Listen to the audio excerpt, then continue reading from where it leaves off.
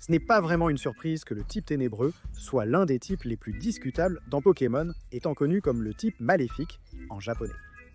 Bien que cela simplifie beaucoup les choses, le type ténébreux peut être considéré comme un type plus grossier ou sournois, plutôt que franchement maléfique ou malveillant. Cependant, il n'est pas entièrement inexact de le classer comme un type maléfique, ce qui conduit ce sous-ensemble de Pokémon à être parmi les plus moralement complexes. Et comme nous avons une certaine réputation pour juger la moralité, nous avons décidé d'examiner de plus près ces monstres de poche particuliers et de voir à quel point ils sont vraiment maléfiques. Je suis Kyle avec Pokébinge, et c'est le Pokémon de type ténébreux du bien au mal. Mais d'abord, il faut établir des règles de base. Nous jugerons ces Pokémon en fonction des caractéristiques de l'espèce dans son ensemble, ce qui signifie que nous ne regarderons généralement pas les instances individuelles du Pokémon en question. Une exception peut être faite pour certains Pokémon légendaires, mais cela sera principalement au cas par cas. Nous examinerons principalement leurs entrées dans le Pokédex, bien que leurs apparitions dans l'anime et les jeux dérivés puissent également affecter leur classement. Et enfin, nous regrouperons ces Pokémon par familles évolutives. Cela étant dit, entrons dans notre classement. Comme d'habitude, nous commencerons par nos créatures les plus nobles et honorables et nous descendrons jusqu'aux plus maléfiques. Ces Pokémon de type ténèbres sont les bons. Notre médaille d'or de la bonté ira au Pokémon désastre, Absol. C'est en fait un bon exemple d'un mauvais Pokémon de type ténèbres, puisque Absol a simplement une mauvaise réputation. Il a la capacité de détecter les catastrophes naturelles et descend souvent de sa montagne pour avertir les villageois proches de leur malheur imminent. Le problème, c'est que, parce qu'il fait cela, les gens croient à tort qu'il a causé les catastrophes, il est donc évité et méprisé à chaque fois qu'il arrive. De plus, il est également très protecteur envers les autres Pokémon et ne montre aucune des caractéristiques typiques des autres types si sombres. En fait, il est si gentil qu'il est l'un des rares Pokémon à être exempt de la règle générale selon laquelle la méga-évolution rend les Pokémon maléfiques et agressifs. Le seul impact négatif que Mega Absol a est qu'il n'aime pas être sous cette forme car il n'aime pas se battre. Et si la pire chose que vous pouvez dire sur une créature est qu'elle est trop pacifiste, alors vous avez un sacré bon garçon entre les mains. La médaille d'argent du bien revient au Pokémon Ninja, Greninja. Pour cette entrée, le Pokédex ne va pas nous aider ici, car tout ce qu'il nous dit, c'est que Greninja crée des armes à partir d'eau comprimée. Les apparitions de Pokémon possédés par des dresseurs ne nous aideront pas non plus à en apprendre davantage sur l'espèce en général. Ils ont été constamment représentés comme l'archétype stéréotypé du ninja honorable, donc cela pourrait être plus une caractéristique de toute l'espèce. Ce qui nous donne quelque chose à travailler, c'est l'existence du phénomène de lien. C'est quelque chose qui est exclusif à Greninja grâce à sa capacité secrète, Battle Bond, qui lui permet de se lier à son entraîneur au point où leurs cœurs ne font qu'un et leur douleur devient celle de l'autre. Le niveau de confiance que cela nécessite, tant en théorie qu'en pratique, prouve que Greninja est incapable de se soucier profondément de ceux qui l'entourent, plus que la plupart des autres Pokémon en général. Ainsi, Greninja se démarque des autres Pokémon de type ténèbres pour remporter la médaille d'argent. Notre médaille de bronze du bien est attribuée au redoutable Pokémon Pangoro.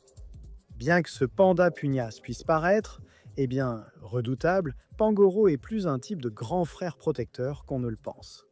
Il se soucie profondément de ses amis et les protégera de tout ce qui pourrait être une menace. Il méprise ceux qui s'en prennent aux faibles et attaquera agressivement tous les intimidateurs qu'il trouve. Ironie mise à part, c'est cette protectivité qui fait de Pangoro plus un super-héros justicier qu'un chef de gang, comme il est généralement dépeint, ce qui lui vaut facilement la médaille de bronze du bien. Nous avons le Pokémon Wushu, Urshifu, avec son style de frappe unique, passant d'un ours à l'autre. Étant le premier légendaire sur notre liste, il est logique que nous placions Urshifu aussi haut. Cependant, c'est surtout parce qu'il est plus un type combat qu'un type ténèbres. En termes de personnalité, la différence entre la forme de frappe unique de type ténèbres et celle de frappe rapide de type eau est pratiquement inexistante. Les deux se consacrent à leur entraînement, travaillant dur pour perfectionner leur style choisi afin de servir d'armure pour leurs proches. De plus, les deux formes sont décrites comme de fervents défenseurs de la justice, leur forme Gigantamax étant décrite comme éliminant le mal et la malveillance rien qu'avec leur regard. Dans un endroit étonnamment positif, nous avons ensuite le Pokémon noir comme la nuit, Darkrai. Malgré le fait qu'il soit l'incarnation littérale des ténèbres et que le mot obscur figure 2 fois dans son propre nom, Darkrai est beaucoup plus gentil et prévenant qu'on ne lui en donne crédit. Comme Absol, c'est un Pokémon qui a une mauvaise réputation, souffrant d'une existence maudite qui cause des cauchemars sans fin à tous ceux qui l'entourent, ce que Darkrai lui-même ne souhaite pas infliger. Pour cette raison, il cherche intentionnellement Cresselia, qui a le pouvoir de dissiper les cauchemars et reste relativement proche d'eux afin d'épargner aux autres la souffrance de sa malédiction. De plus, même en mettant de côté tout le drame entourant ses mauvais rêves, Darkrai est souvent montré comme un Pokémon beaucoup plus prévenant que ne le suggère son apparence. Il protège davantage les personnes et les Pokémon autour de lui, risquant sa vie face au danger. Et bien qu'il soit souvent présenté comme un personnage antagoniste, cela est souvent le résultat d'être mal compris par les autres, mal orienté dans ses intentions, ou simplement contrôlé par un véritable méchant. L'exception à cela étant l'incarnation du donjon mystère de Darkrai, qui est de révéler être le véritable cerveau derrière les événements de l'histoire, avec pour objectif ultime de plonger le monde dans l'obscurité. Cependant, étant un individu unique dans un univers alternatif, nous ne pouvons juger trop sévèrement l'espèce entière pour cela. Cela dit, Darkrai est une légende, donc les cas individuels sont beaucoup plus pertinents que d'habitude. Bien qu'ils soient généralement prévenants et héroïques, nous ne pouvons simplement pas les classer plus haut. Pour la première de nos variantes régionales, nous avons le Pokémon Bou, la ligne Muk d'Alola. C'est étrange comment Grimer et Muk ont fini par obtenir le type obscur à Alola, considérant qu'ils sont généralement plus agréables que leurs homologues de Kanto. Non seulement ils n'ont pas l'odeur nocive pour laquelle leurs cousins non obscurs sont connus, mais ils sont aussi étonnamment calmes et amicaux comparés à eux. De ce fait, ils sont une vue appréciée dans la plupart des villes et même adoptés comme animaux de compagnie par certains. Ils ont tendance à détruire les meubles s'ils ne sont pas nourris, mais n'importe quel animal serait poussé à l'extrême s'il avait assez faim. Étant donné que c'est la seule chose dans le Pokédex qui mentionne le tempérament, nous avons dû classer ces deux-là en haut de notre liste. Ensuite, nous avons Incineroar, le Pokémon Talon. À première vue, il devrait être bien moins haut dans le classement. Il est incroyablement violent et égoïste, ignorant la sécurité des adversaires et des spectateurs, et même ignorant son propre entraîneur s'il n'est pas de bonne humeur. Tout cela fait partie du spectacle, car il veut offrir un bon divertissement au public.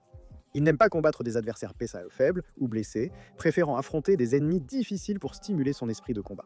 De plus, il est très protecteur envers les petits Pokémon et les enfants, étant très heureux de gagner leur admiration malgré son personnage de talon. Ceci prouve que ce chat a un côté beaucoup plus doux en dessous et mérite sa place ici. La place suivante est attribuée à Zoroark, le Pokémon Renard Illusion. Nous commençons à remarquer un modèle de variante régionale où celle de type ténèbres est en fait la plus gentille des deux. Nous devrons voir si cette tendance se poursuit plus loin dans la liste. Avec Zoro qui est plus un enfant timide, Zoroark finit par porter sa famille, étant particulièrement gentil et protecteur envers ceux qu'il aime. Il est même prêt à risquer sa vie pour protéger ses proches, rappelant un certain autre Pokémon poilu de 2 générations plus tôt. C'est encore plus ironique compte tenu de sa forme Isui, mais nous choisirons d'ignorer cette tangente pour l'instant, et de dire simplement que ces deux-là forment une belle famille pour être des renards rusés. Nous avons un autre légendaire entre nos mains avec le Pokémon singe voyou Zarude. Bien qu'ils puissent sembler être des solitaires agressifs et rancuniers, Zarude est en réalité beaucoup plus attentionné que son apparence ne le suggère. Ils vivent en réalité en meute, ce qui rend la classification légendaire un peu suspecte, et ils sont incroyablement protecteurs les uns envers les autres. De plus, ils sont des guérisseurs exceptionnels, utilisant leurs lianes pour guérir instantanément les blessures et fertiliser les forêts dans lesquelles ils vivent. Et n'oublions pas Dada Zarude, qui a montré qu'il était assez gentil et attentionné pour élever un enfant humain malgré le fait qu'il ait été ostracisé de sa meute pour avoir fait cela. Malheureusement, c'est cette nature exclusionniste qui empêche ces singes de se classer plus haut. Mais pour la gentillesse qu'ils dégagent au fond, nous leur donnerons quand même une place décente dans ce classement malgré tout. Jetons maintenant un coup d'œil à la ligne Pokémon Vautour osseux avec Mandibuzz. Tout comme les vrais vautours, Vullaby et Mandibuzz s'attaquent aux Pokémon affaiblis et décédés, ce qui fait d'eux une famille évolutive moralement discutable. Et elles utilisent également les os de leur proie pour se décorer afin d'attirer les mâles, même si les Mandibas mâles n'existent pas. Ce qui leur vaut une place dans cette section, c'est leur fort comportement maternel envers leurs petits. Les Mandibas sont extrêmement bienveillantes envers leurs petits, les nourrissant, les vêtant et accueillant même les Vullaby perdus, les élevant comme les leurs. Même les Vullaby plus âgés présentent ces traits, car ils donneront à leurs frères et sœurs plus jeunes leurs vieux os en guise de transmission. Nous ne pouvons pas les placer plus haut, car l'histoire des os est assez impitoyable, mais ils ont toujours plus qu'assez d'attributs positifs pour obtenir une place dans la bonne section malgré tout. Enfin, pour terminer cette section, nous avons la ligne Scrafty, le Pokémon voyou. Tout comme Pengaro, Scraggy et Scrafty incarnent les voyous de rue, bien qu'ils manquent du vigilantisme qui vaut à l'ancien sa place. Ce sont des voyous violents qui s'en prennent à tout et à tous ceux qui envahissent leur territoire. Cependant, cette mentalité de gang a un double tranchant, car ils sont par la suite attentionnés et protecteurs envers leurs amis et leurs familles. Cela ne suffit pas à excuser la violence injustifiée, mais c'est juste assez pour qu'ils se frayent un chemin dans la bonne section. Juste de justesse. Et en parlant de cela, c'est le dernier de nos bons Pokémon de type T-Neuibre. Il est donc temps de descendre dans un territoire plus neutre. C'est la zone grise. Dans cette section, nous avons le Pokémon clair de lune, Umbreon. Désolé pour tous les fans d'IV qui regardent, mais nous ne pouvions tout simplement pas justifier de placer Umbreon plus haut dans notre liste. Aucune de ses entrées dans le Pokédex ne mentionne quoi que ce soit sur le comportement ou le tempérament, à part le fait qu'il chasse sa proie en utilisant sa sueur toxique et attaque la gorge. Sans pitié, certes, mais pas anormal pour un carnivore. La seule chose qui offre le moindre indice sur sa moralité est le fait que son évolution est déclenchée par le bonheur, prouvant qu'il est capable de montrer de la gentillesse et de l'affection. Malgré tout, c'est encore un peu exagéré, donc nous devrons nous contenter de placer Umbreon en haut de notre zone grise. Notre prochaine place doit aller à Moufouette, de la ligne Mouflair. Pour la plupart des entrées de cette section, nous n'avons pas grand-chose à dire sur ces Pokémon, car il n'y a pas vraiment beaucoup de matière pour nous. Dans ce cas, Moufouette et Mouflair sont juste des moufettes, c'est à peu près tout. Ce sont des moufettes carnivores qui crachent du poison, mais elles ne montrent que des comportements instinctifs de base. La seule chose que nous pouvons dire, c'est que Mouflair, apparemment, n'a aucune retenue, car ils ont tendance à asperger leur proie de poison nocif que même Mouflair ne peut pas supporter. Amusant, ça certain, mais ni vraiment bon ni mauvais. De même, nous attribuerons la prochaine entrée au Pokémon Mordant, la lignée de Graiena. Bien que Mediena et Graiena soient loin des animaux de meute, ils ne sont pas décrits comme étant particulièrement gentils ou protecteurs envers leur meute.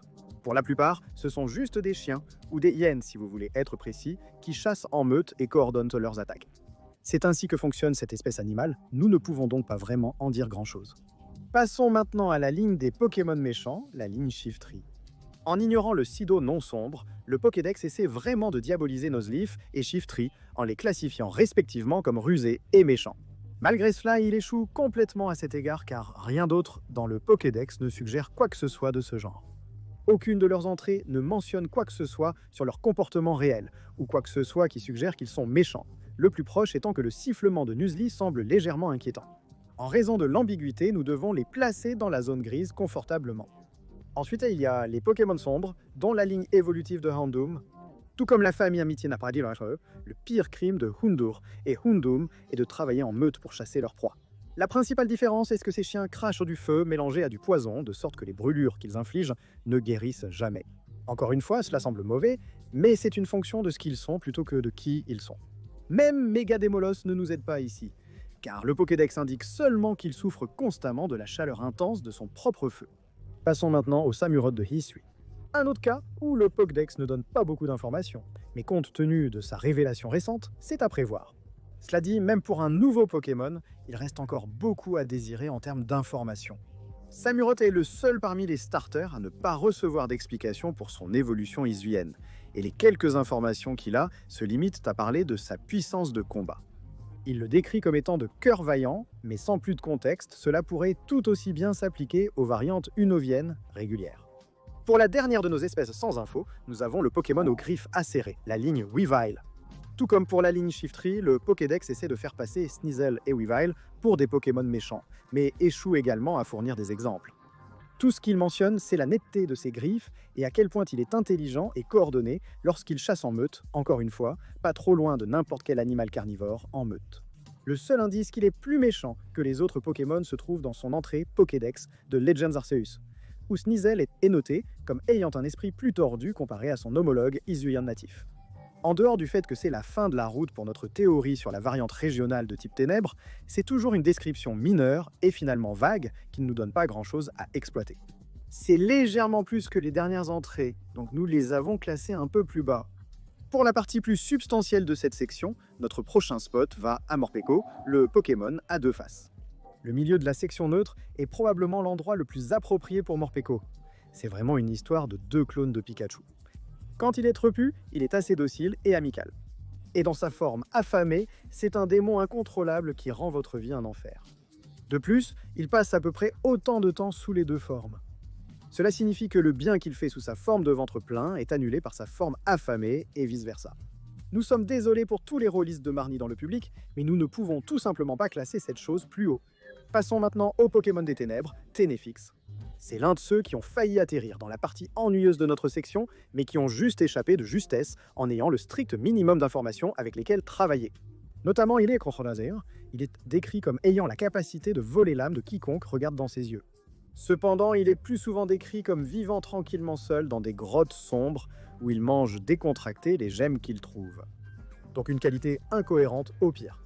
Mis à part cela, le seul autre comportement que le Pokédex note est sa tendance à chasser Carbic, ce qui, encore une fois, n'est pas gentil, mais c'est à peu près par pour le cours de tout prédateur. Quant à Mega Sableye, il est dans la même catégorie que Mega Houndoom, en ce sens qu'il souffre plutôt que de devenir plus maléfique.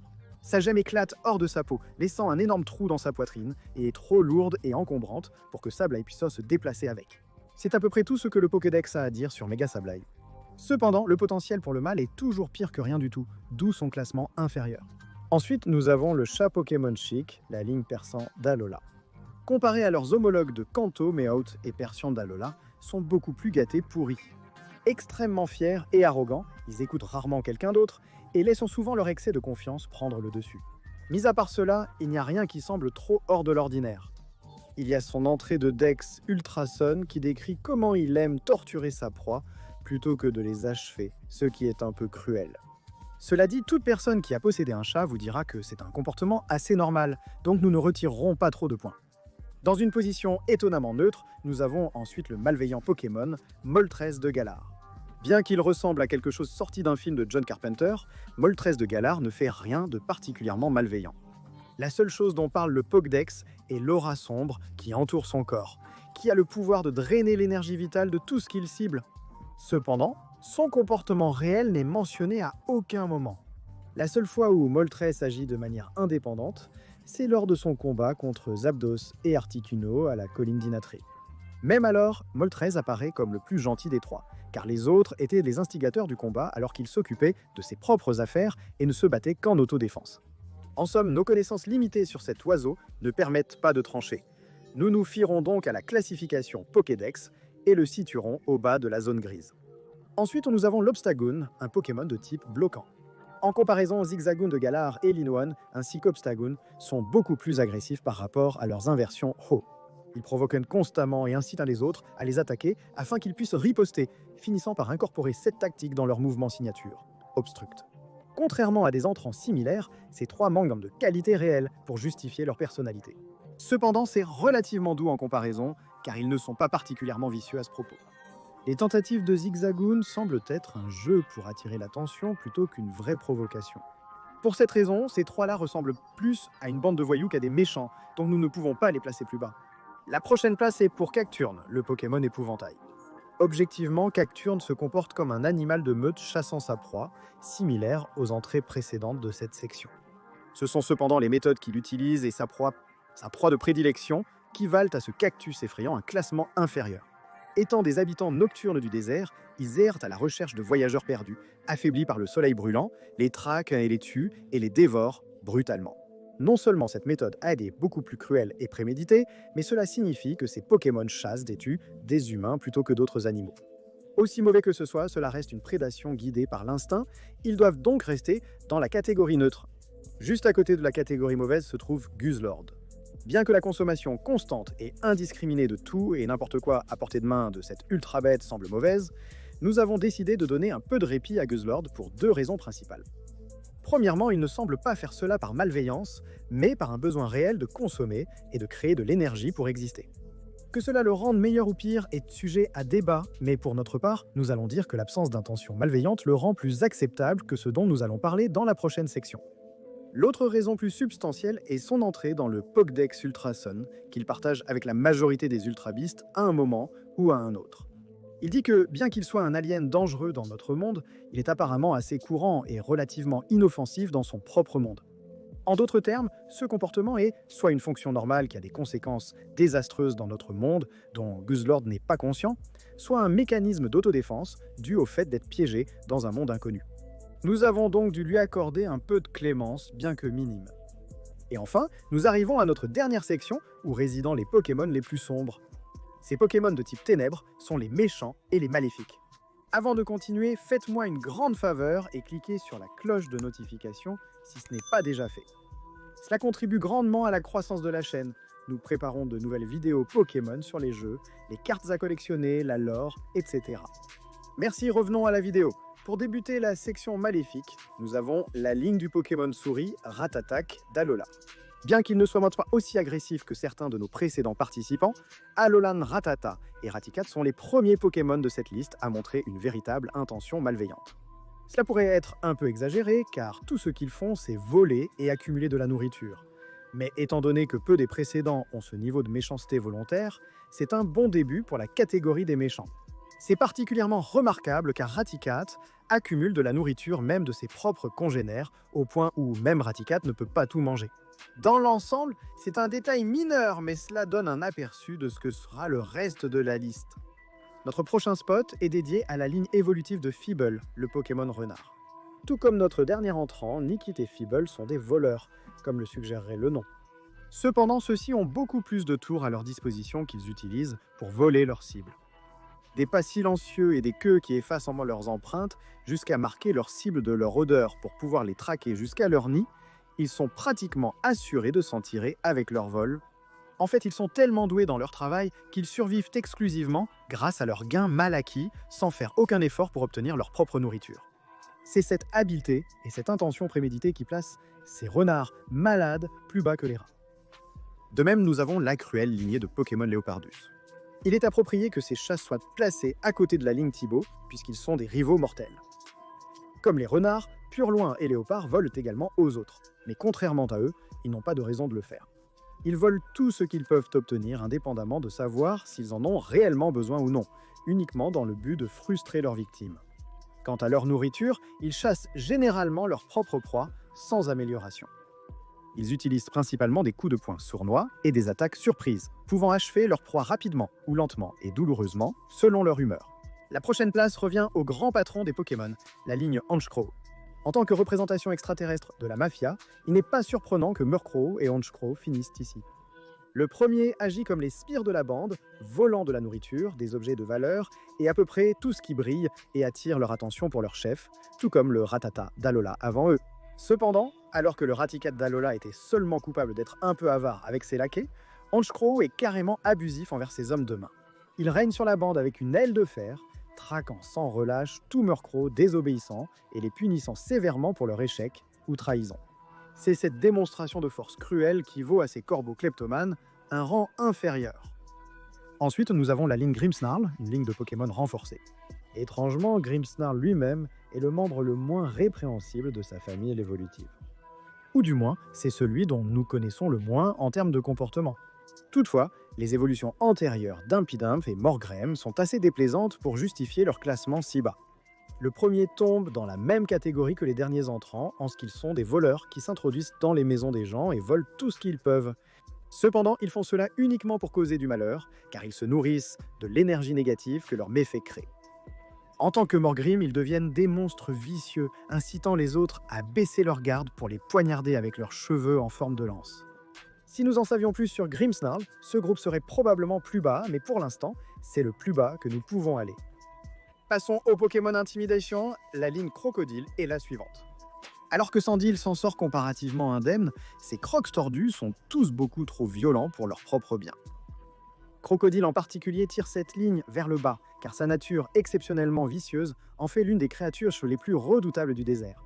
La seule véritable lueur d'espoir dans cette ligne est leur relation symbolique avec Flygon, où ils utilisent les tempêtes de sable causées par ce dernier pour chasser leur proie.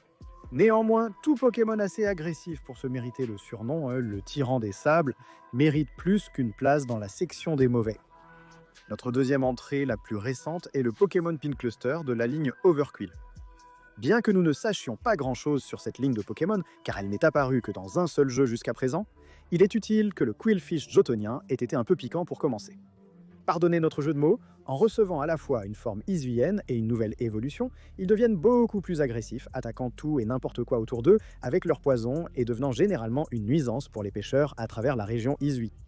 Le fait que Overqwil soit connu comme le démon de la mer Malgré le fait qu'il soit un mauvais nageur, en dit long sur sa méchanceté, ce qui vaut largement à ces poissons diaboliques une place au milieu de cette section. En restant dans l'eau, pour l'instant, notre prochaine place revient au Pokémon voyou Crawdaunt. Excessivement violent même selon les normes de cette liste, Crawdaunt a la réputation de combattre agressivement tout ce qui se trouve à proximité. C'est tellement grave qu'aucun autre Pokémon n'ose s'approcher de lui, même les autres Pokémon agressifs et territoriaux.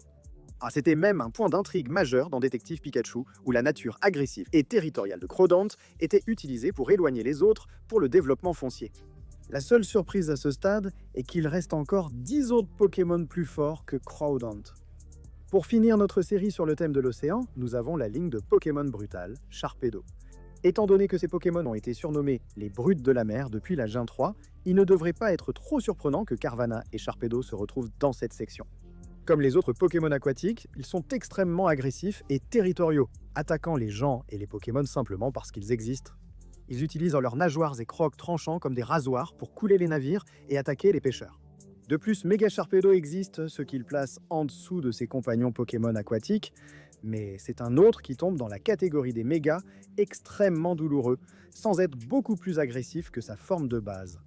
Malgré tout, il est difficile de ne pas ressentir du soulagement lorsqu'ils deviennent une espèce en danger à cause de la surpêche.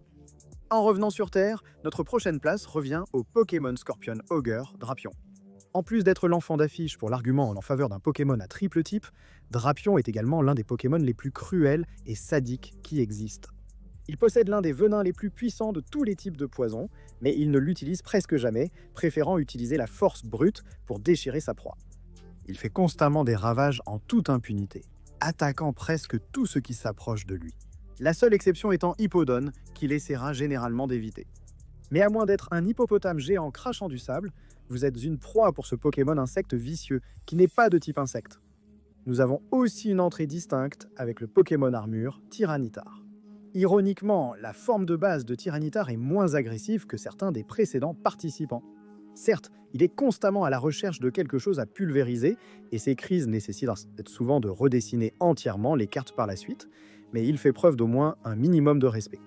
Il refuse de combattre des adversaires plus faibles, et les ignorera souvent même s'il est lui-même défié par un qu'il ne juge pas digne.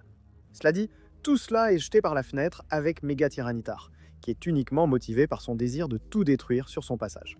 Il fait des ravages sans fin, allant même jusqu'à ignorer les ordres de son entraîneur et à attaquer indistinctement un ami ou un ennemi. Cela et le fait que le Tyranitar régulier n'est toujours pas un ange non plus, fait de cette contrefaçon de Godzilla un choix très méritant pour une place aussi basse. Notre prochaine place ira au Pokémon Lame d'épée, la ligne Bisharp. À l'origine B, nous allions placer Pontiard et Bisharp avec les autres carnivores chasseurs en meute.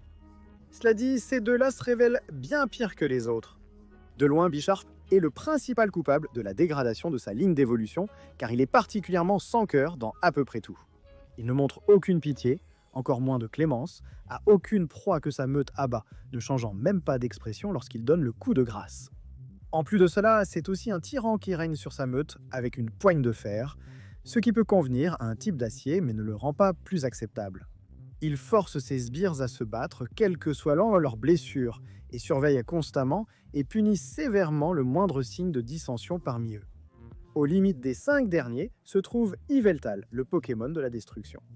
Contrairement aux suppositions, il était difficile de placer Yveltal. D'une part, c'est une créature très semblable à Darkrai, où son existence même draine la force vitale de tout ce qui l'entoure de manière indifférente et involontaire.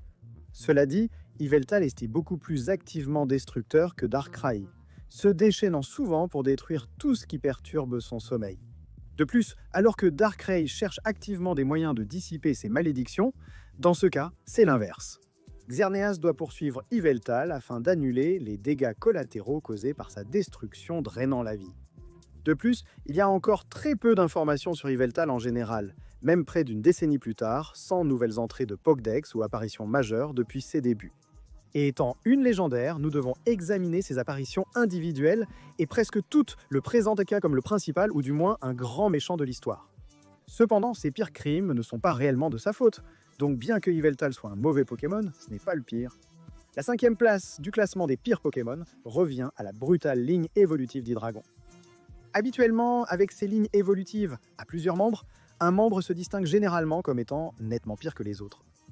Cependant, ici tous les 3 membres sont également mauvais et dangereux à leur manière. Le premier est Dino, qui attaque aveuglément, au sens figuré comme au sens propre, ceux qui l'entourent, quitte à se blesser. Ensuite, Wetzweiluss porte l'aspect d'automutilation à un tout autre niveau, car il se bat constamment avec sa deuxième tête pour la nourriture. Ou pour n'importe quoi en réalité. Enfin, il y a Hydreigon lui-même, qui ne possède pas les conflits internes de son évolution précédente, car les petites têtes n'ont pas de cerveau, mais qui compensent cela en étant déraisonnablement agressifs. Il considère tout ce qui bouge comme un ennemi, et attaquera ensuite violemment, détruira et consommera tout ce qui est en vue. Cette ligne n'a aucun avantage, il faut donc la classer en bas de notre liste.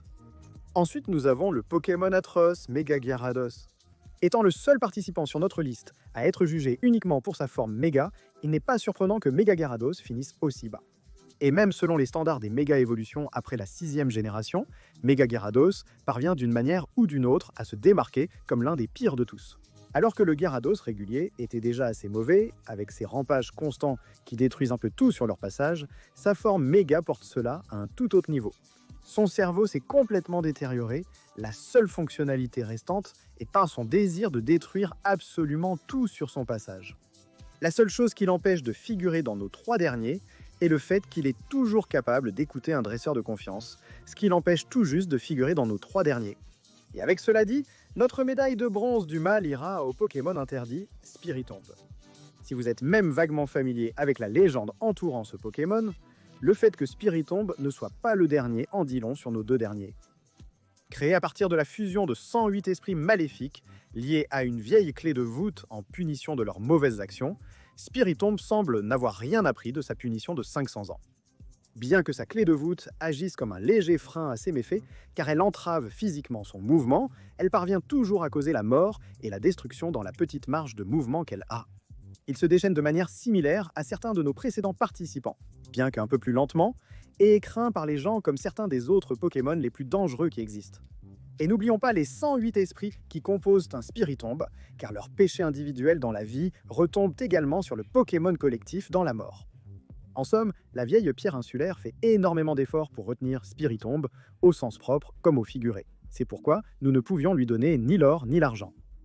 La médaille d'argent du mal revient au Pokémon renversant, la ligne Malamar. Vous souvenez-vous de ce que nous avons dit à propos de la ligne Hydreigon étant la plus constamment mauvaise parmi tous les membres de sa famille? Voici donc l'autre extrémité du spectre. Pour information, Inkay est essentiellement inoffensif, utilisant principalement ses lumières hypnotiques éblouissantes pour échapper au danger. Cependant, Malamar a la distinction douteuse d'être l'une des rares entités dans le monde de Pokémon qui peut vraiment être considérée comme maléfique.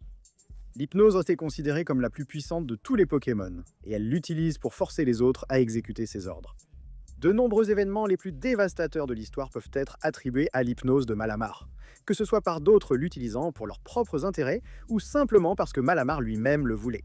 Bien que nous essayions de ne pas trop nous attarder sur l'anime pour les Pokémon non légendaires, nous ne pouvons ignorer que le Malamar récurrent dans la série se retrouve comme l'un des méchants les plus marquants, efficaces et carrément maléfiques de toute la franchise. Au final, le facteur de traînée d'Inkay empêche cette ligne de remporter l'or, mais Malamar est toujours suffisamment mauvais en soi pour mériter la médaille d'argent malgré le handicap. Enfin, notre médaille d'or du mal doit revenir au Pokémon Dijin, Hoopa non lié. Alors que sa forme confinée n'est coupable que d'un petit peu de méfait, le Hoopa non lié beaucoup plus fort et bien plus dangereux. Il a le pouvoir de saisir n'importe quoi de n'importe où, et il utilise cette capacité pour satisfaire sa cupidité sans fin. Sa cupidité est si grande qu'il a une fois volé un château entier juste pour obtenir le trésor qui était caché à l'intérieur. Cependant, tout cela pâlit en comparaison de ses ravages dévastateurs de mort et de destruction. Bien que d'autres Pokémon aient eu cette caractéristique auparavant, Hoopa parvient à les surpasser tous en raison de l'ampleur de la dévastation qu'il peut déchaîner. De toute évidence, Hoopa est un Pokémon légendaire et l'un des plus grands qui existent à ce jour. Cependant, n'oubliez pas qu'il peut littéralement sortir tout ce qu'il veut de ses anneaux d'où il veut, y compris d'autres Pokémon légendaires, chacun avec leur propre niveau de puissance capable de mettre fin au monde. Entre cela et son avidité débordante, nous devons donner à Hoopa déchaîné la médaille d'or de l'obscurité maléfique. Et avec notre spectre hors de portée, il est temps de distribuer quelques prix de consolation avec nos médailles du pêcheur. La médaille Darwin doit aller à Megagyarados. Le fait qu'il perde presque toutes ses fonctions cérébrales lors de sa méga-évolution en fait un candidat parfait pour cette médaille particulière. La médaille de la luxure est attribuée à la lignée des Mandibuzz. Leur vanité excessive et leur habitude de se parer pour attirer un partenaire qui n'existe pas en dit long sur les efforts qu'ils sont prêts à faire. La médaille de l'envie revient à la lignée des trioxydres. Ils sont tellement territoriaux et possessifs qu'ils ne sont même pas immunisés contre leur propre colère. Et quand vous commencez à être jaloux de vous-même, vous devez un peu partir avec celle-ci. Nous décernons la médaille de la colère à Tyranitar uniquement pour la force destructrice pure derrière sa rage. Il y a beaucoup de concurrence ici, mais le fait est que ces déchaînements causent une destruction massive à une échelle topographique, ce qui laisse tout le monde dans la poussière.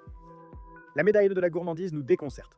Si seulement il existait une sorte de compacteur de déchets vivants dévorant tout sur son passage, nous pourrions lui décerner cette médaille. Un Pokémon a même reçu le nom de code gourmandise par une agence gouvernementale internationale. Celui-ci est définitivement attribué à Guzzlord.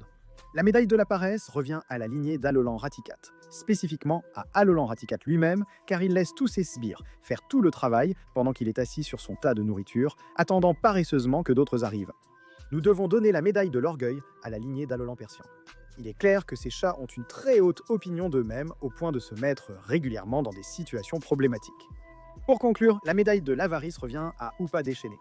Bien qu'il y ait eu des animaux avides sur cette liste, l'ampleur de l'avarice de Hoopa est tout simplement excessive. Quiconque est prêt à voler un château entier juste pour un trésor mérite de recevoir cette médaille. Et voilà notre liste de Pokémon de type Ténèbres, du plus bon au plus maléfique. Faites-nous savoir dans la section des commentaires si vous êtes d'accord avec notre classement, et n'oubliez pas d'activer la cloche de notification pour pouvoir regarder en rafale nos autres vidéos sur Pokémon. De nombreuses vidéos sur l'univers Pokémon sont en préparation, incluant les jeux, les émissions tentant la mythologie et le jeu de cartes. Restez à l'écoute et merci d'avoir regardé.